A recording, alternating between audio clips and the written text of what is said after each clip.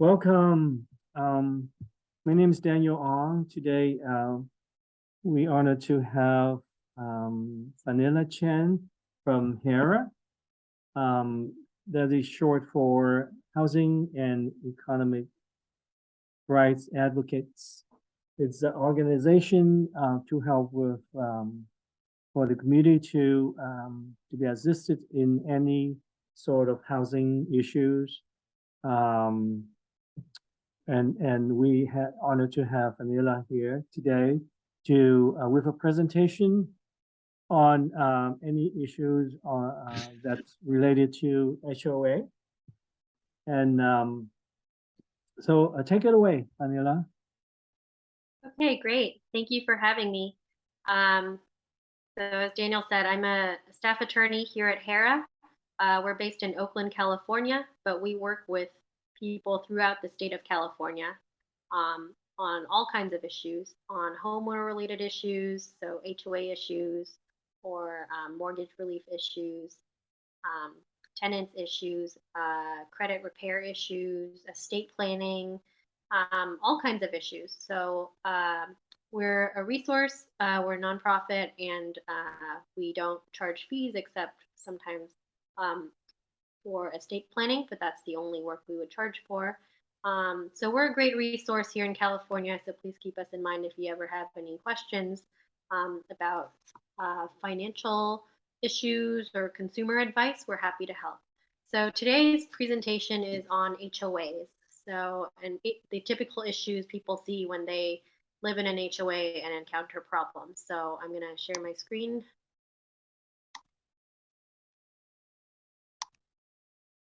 Okay, and can you see my screen? Yes, I can see it now. Okay, great. So today we're going to talk about some homeowner association basics for those who live in HOAs. Okay, so typical HOA players and rules. So who are the common players in an HOA? If you live in an HOA, you'll know about the HOA board of directors. So the board of directors, they are made up of volunteers within the HOA community. And the board, they speak on behalf of the HOA. So they're responsible for running the HOA, making repairs in the HOA community, and also making decisions about the HOA. And the board has the ultimate decision power if there are any disputes within the HOA. There's also the property management company. Some HOAs will hire a property management company to address issues. The HOA has an attorney typically if they have legal issues. There are the HOA's debt collectors. So if you're an HOA homeowner and you're not paying your HOA dues, sometimes their debt collectors might come after you. Then there's the homeowners, which are all of you, the ones who are the HOA members living in the HOA community. So for you homeowners or the HOA members, you guys are responsible for paying HOA dues and keeping up with your HOA payment. And these are required as part of belonging in the HOA community. The HOA is by law responsible for running the HOA and making repairs, but you guys are responsible for, paying your dues. So people sometimes ask, so what kinds of rules apply to the homeowners in the HOA? So there are a couple of very important sources of HOA rules. And the first one is the CC&Rs, the covenants, conditions, and restrictions. So these are recorded with title when you purchase the home. And these, you receive these when you buy the home, and they contain information about what you as a homeowner can and cannot do in your condo unit. There's also the bylaws. This is what you will review when you want to look for information on HOA elections, meetings, and voting procedures and things like that. There's also rules and regulations of the HOA. That's what you're going to look to if you want to go over the rules governing your day-to-day life at the HOA. So that would cover things like quiet hours at the HOA or pool hours or gym hours if you guys have those kinds of facilities. So things like that. Then there's the Davis-Sterling Act. That's the California law that governs HOAs generally. So there are some common questions when it comes to participating in your HOA. And as many of you might know, if you live in an HOA, you guys have some general board meetings that are open to all HOA members. So, what is a board meeting? A board meeting is a gathering of the required number of directors at the same time and place to discuss HOA business that's within the authority of the board. So, how do you find out what time the meeting is going to be and where it's going to be located?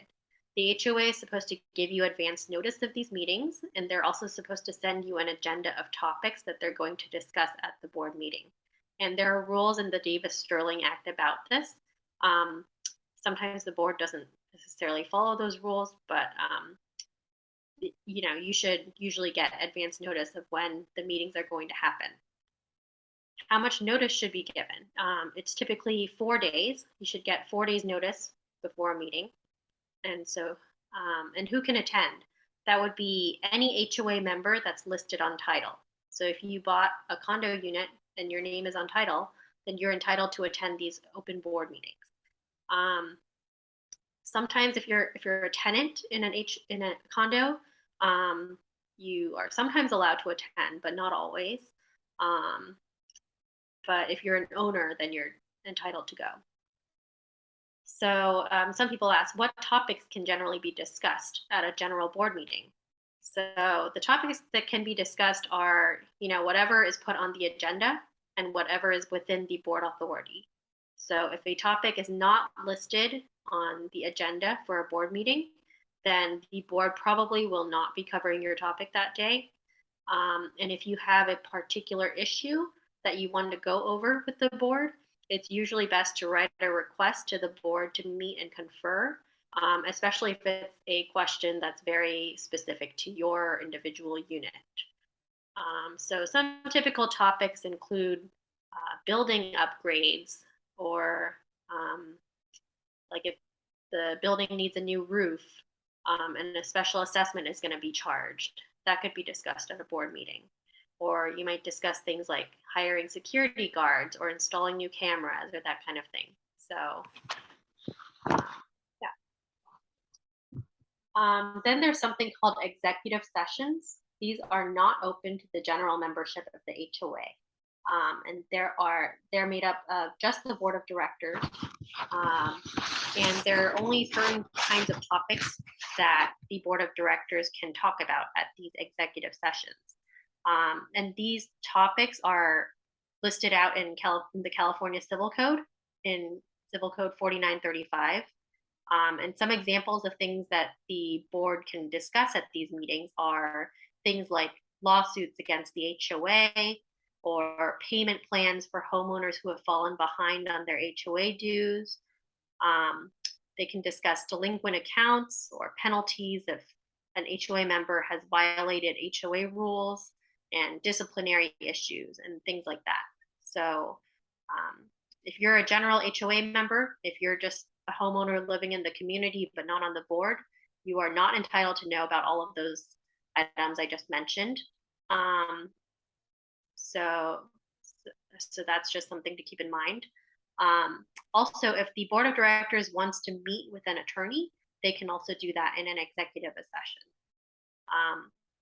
And when they host these executive sessions with the board, the board of directors members, they have to hold an actual meeting to discuss the topics. It can't be where one person calls the other person, like one director calls another director, and then that director tells another director this information. It can't be like a daisy chain meeting. It has to be an actual meeting. And the information discussed in these sessions is confidential.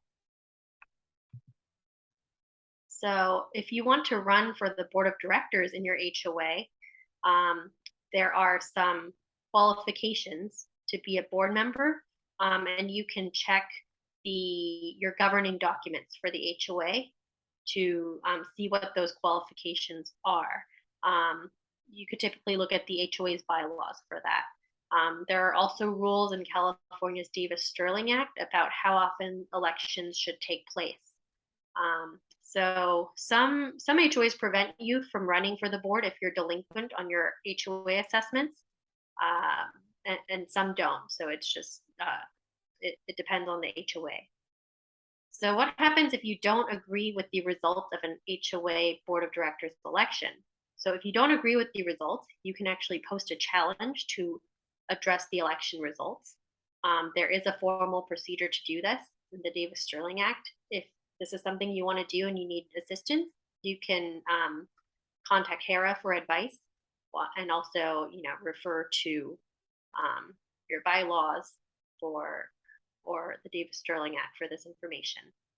But any person who had the right to vote in the election has standing to challenge the election. And you can always consult with an HOA attorney as well.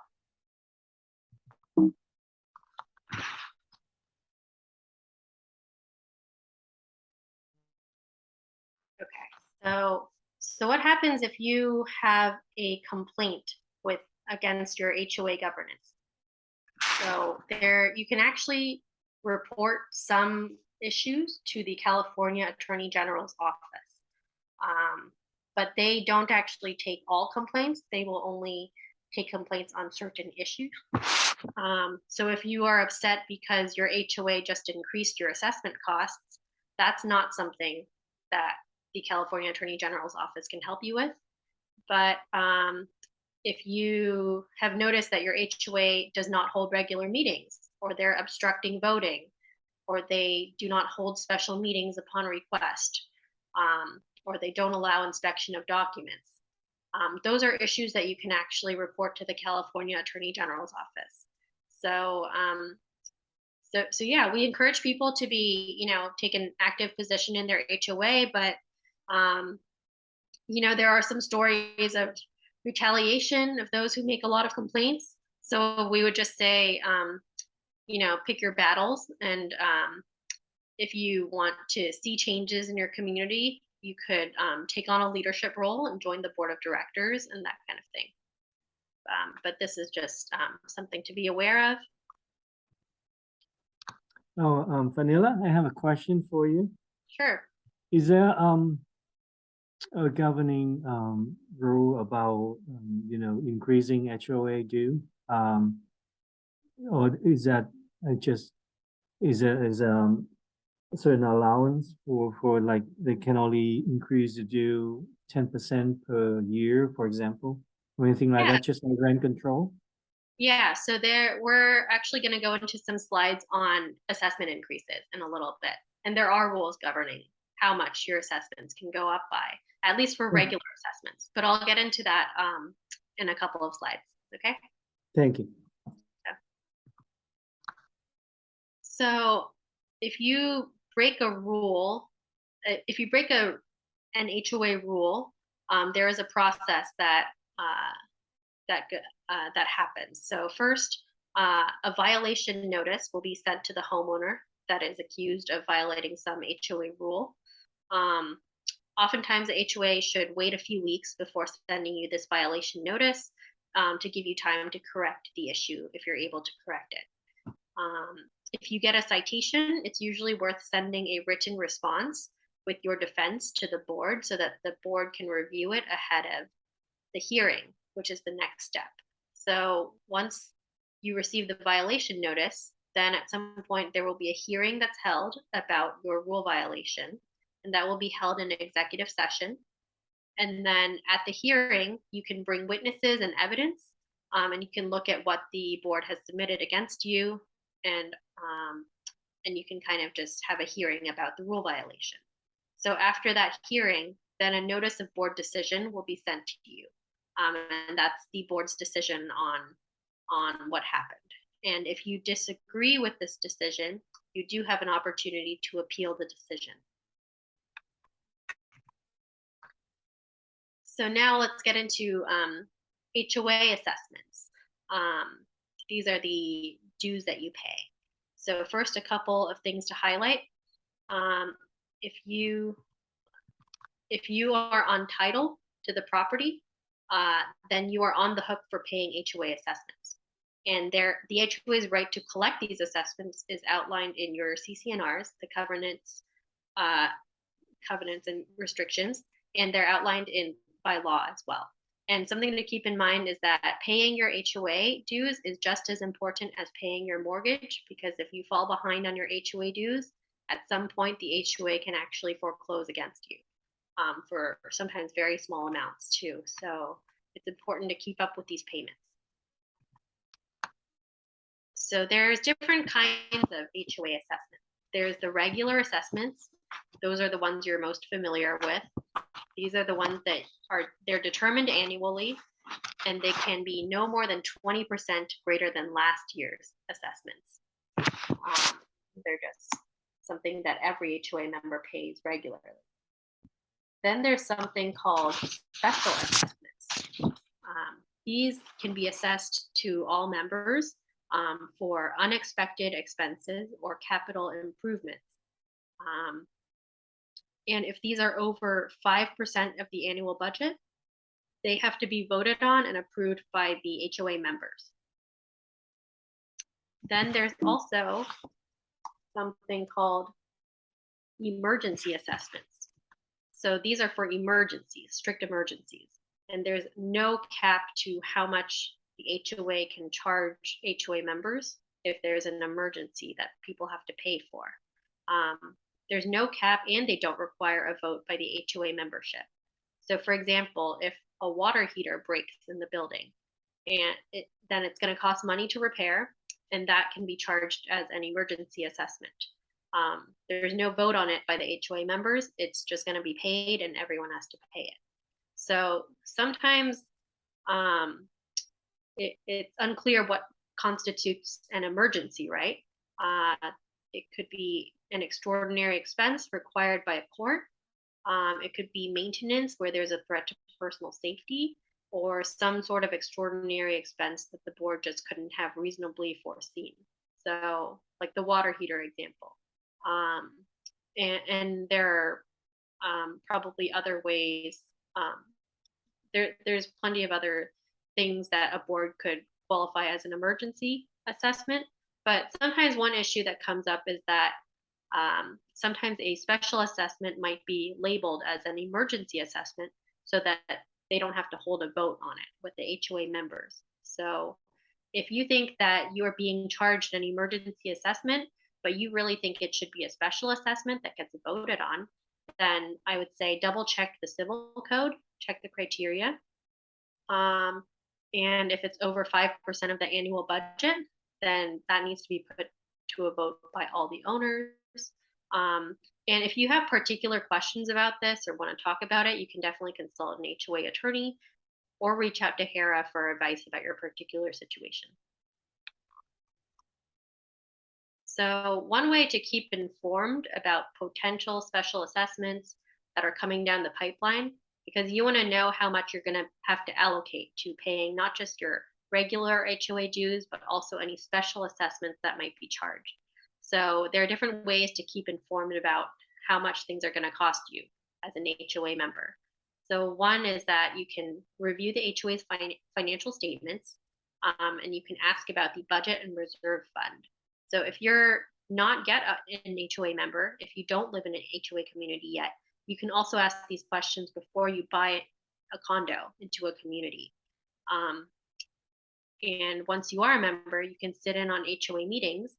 You can review the minutes for HOA meetings to see what's going on, see if there are any big expenses or projects coming down the pipeline.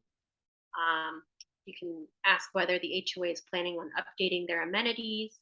And you can just, generally look around and check out the age and condition of the common areas and evaluate the HOA's maintenance practices.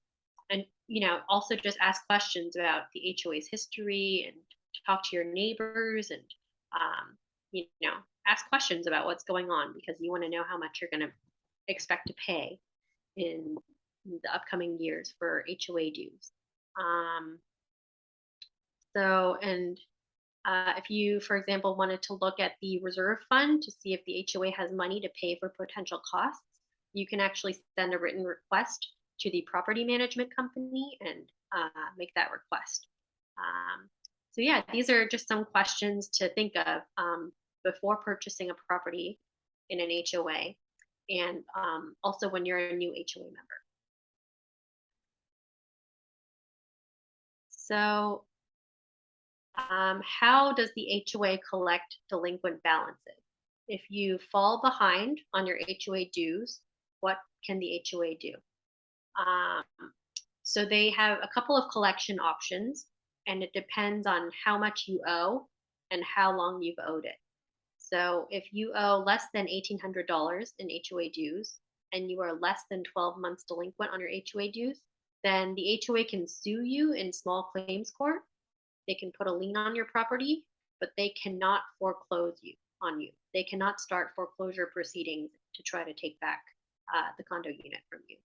However, if the amount of HOA assessment that you owe is more than $1,800, or if you're more than 12 months delinquent, then they can not only sue you, but they can also start foreclosure proceedings against you. So that's the threshold there is over 1,800 and over 12 months delinquent. So that's something to keep in mind about potential foreclosure if you fall behind. So here is the HOA foreclosure process. This is a typical timeline for HOA homeowners if they start falling behind on HOA assessments.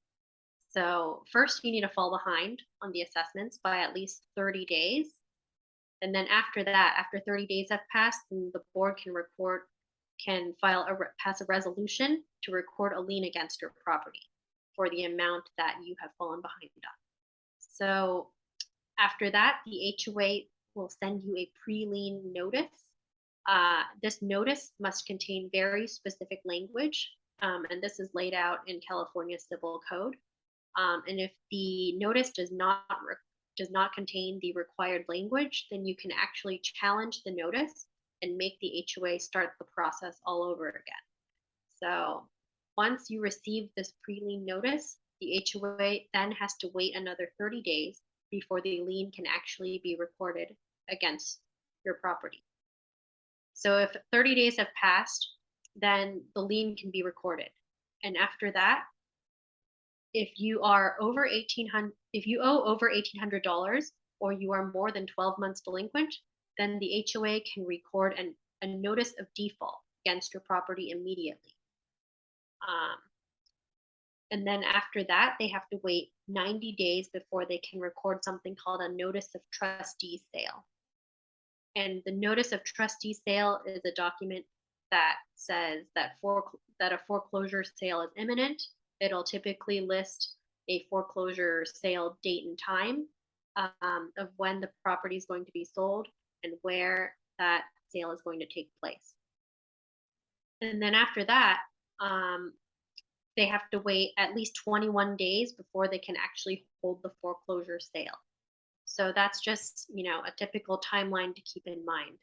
There's, after the notice of default is recorded, there's a period of at least 3 months before the notice of trustee sale, and then another 3 weeks until that sale can actually take place. And then for condos, if you ultimately do get foreclosed on because you didn't pay your HOA dues, and then the foreclosure sale actually takes place, then for condos specifically, for HOA dues, you have something called a 90-day right of redemption. This means that once the foreclosure sale takes place, title does not actually transfer on the foreclosure sale day. Instead, the property is placed into suspense. So you still have 90 days after the foreclosure sale to pay off the HOA assessment balance and try to save your home. So if you owed, $10,000 and then you lost your condo in a foreclosure sale, you still have a period of 3 months after the sale to try to come up with the funding to pay it off and try to save your home.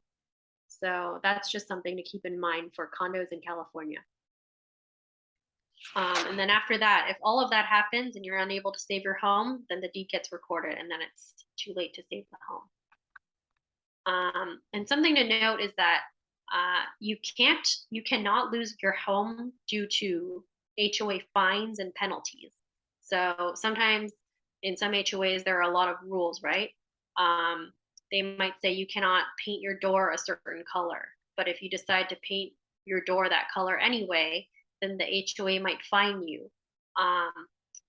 But the HOA cannot foreclose on your home because they fined you $100 for, or a couple $1,000s for painting your door the wrong color.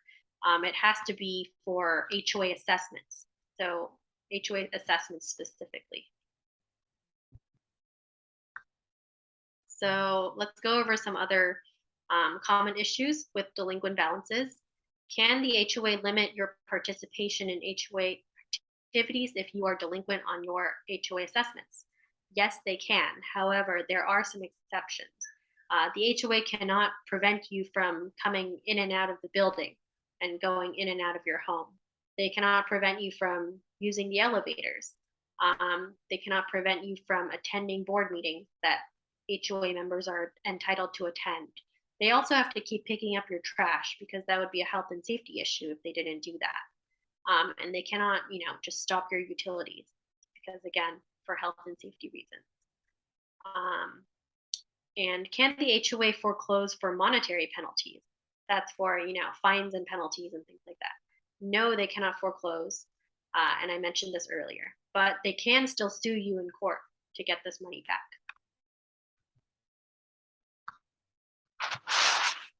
So I mentioned earlier the Davis-Sterling Act. That's the California law that governs HOAs in California. So under this law, you have a right to meet and confer with your HOA if you have a dispute with them. You have the right to engage in dispute resolution. And the best way to do this is to ask them in writing. You also have the right to discuss a payment plan with your HOA if you're behind on dues.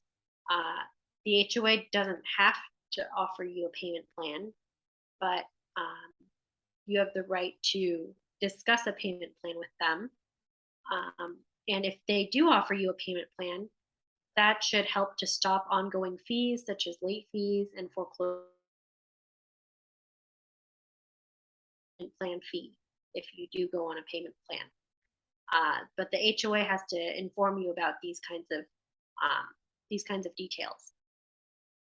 So that's something to keep in mind if you do start falling behind on your HOA dues. The HOA also has to accept any payment that you make, even if you don't have a payment plan with the HOA and you're behind on your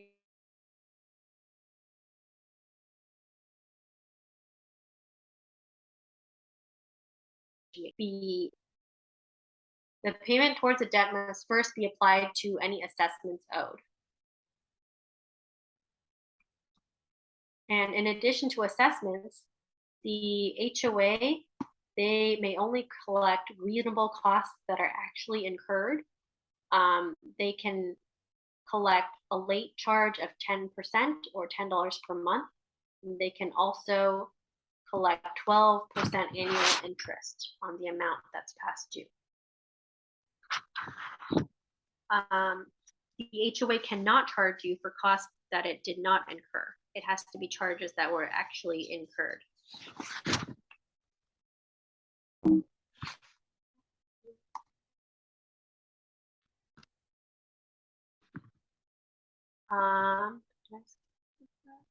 Yeah, so if you don't agree with the charge that you are being charged by your HOA, we would encourage you to still make that payment. Do not withhold payments to the HOA.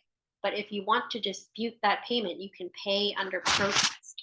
So you can send a letter saying that you are paying under protest, and that should help to preserve your right to sue the HOA in court on this issue if you want to sue them. And another thing is that I mentioned this earlier when going through the HOA foreclosure process timeline, but the HOA has to send you a pre-lien notice at least 30 days prior to recording a lien on your property. And that's protected under California's Davis-Sterling Act. And so finally, we want to talk a little bit about fair housing. So the Fair Housing Act, the Federal Fair Housing Act, that applies to HOAs and it bars discriminatory housing practices. The Fair Housing Act discrimination for the reasons for 7 protected classes. Those are listed out in this picture right here. So the Fair Housing Act protects discrimination based on disability, race, sex, color, national origin, religion, and family status. And that applies to HOAs. Then California's Department of Fair Employment and Housing, they have broad authority to enforce California's fair housing laws. California also has fair housing laws modeled off of the Federal Fair Housing Act, protecting against discrimination in California. So if you feel like you have been discriminated against by your HOA, you can submit a discrimination complaint online with California's Department of Fair Employment and Housing, or the DFEH, or with HUD. And those you should be able to look up online. They have complaint portals online that you can look up and submit a complaint yourself. If you need assistance with submitting a complaint, or if you would like to talk to someone about your issue and see if someone can help you to clarify the issue, or if you just want to talk through it, please reach out to our office and someone can assist you. So some examples of discrimination, that includes things like an HOA not offering a reasonable accommodation for your disability. So issues that typically come up are, for example, if someone wants to make a modification to their condo unit to accommodate a disability, and install a wheelchair ramp or something. We also see reasonable accommodation requests when someone violates the HOA rules due to a disability. Those are issues that come up. Other times, fair housing issues come up when folks think they're being targeted by the HOA because of one of these protected classes. So if you, and they might think that they're getting an unusual number of citations. And if you feel like that's happening, you can file a complaint, or you can talk to an attorney and talk to someone at HERA to see if to just get some advice on the situation. Another example is overly restrictive rules limiting activities for families with children, such as where children are allowed to play. But these are all things to just keep in mind. If you have specific questions, please reach out to us. And that's it for the HOA basics. I also wanted to say that here at HERA, we provide a lot of different kinds of legal and financial counseling services. We help folks with debt collection issues. We help folks with student loans, with their auto loans, medical debt, other high cost loans they might have taken out, such as payday loans, HOA issues like everything I just went over in this presentation.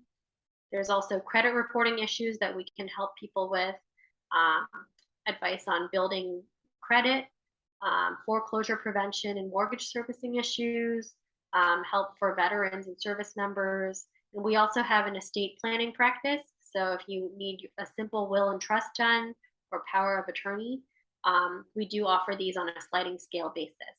So if you would like assistance on any of these topics, or even other topics, feel free to reach out and check out our website. And most of our services are free, except for the estate planning work. So does anyone have any questions? Hi, I'm Raji. I want to know, what does HERA stands for? Oh, it stands for Housing and Economic Rights Advocates. Oh, okay, thanks. Yeah, and our website is here at the bottom. Want to check us out? Yeah, I got it. Yeah, thanks. Yeah, of course. Any other questions? Thank you. Well, yes, I have said that I live in HOA area for a condo for almost 30 years now, and I have said that everything's running smoothly. Sometimes we had some questions. It could be annoying sometimes. There's certain there's many rules that apply to the environment. But of course, we just have to conform to their rules and live, in peace, without any sort of conflict. But it's an ongoing, discovery. I mean, every once in a while we discover that there's certain things that we never knew before. So it's an interesting environment. But they help a lot. I mean, of course, with the landscaping and anything outside of the house, the maintaining the pool and everything around the house, and that's a big help. So I guess we have more praises than complaints for the last 30 years. That's good. Yes. That's good you're living in a community without too many complaints. We all want to live in good, cooperative, friendly communities. So, Yes. but if you do have complaints or issues, then this is, now you know what to do. Yes. If you don't know what to do, you can reach out to us at HERA and we can help assist you. Yeah, I think I have to admit one of the challenges is to review 500 pages just of their rules and regulation. Of course, when anyone who just purchased a condo or townhouse would have to do that. But still, I mean, the surprises that we discover once in a while. And now that I have this great workshop that you offering, and I can see all the things that you mentioned about in my 30 years with the HOA, and I can confirm that, yes. And they are doing good, yes. What all the points that you pointed out about meeting announcement and disclosure of the agenda and everything, yes, they all conform to the rules. And we live there, and it's just happening every month with the meeting, and sometimes we just overlooked little details. But by knowing these details, will really help a lot. And I really appreciate that you're here with us and present all these essential information. Yeah, of course. Thank you for coming to the library. We're happy to help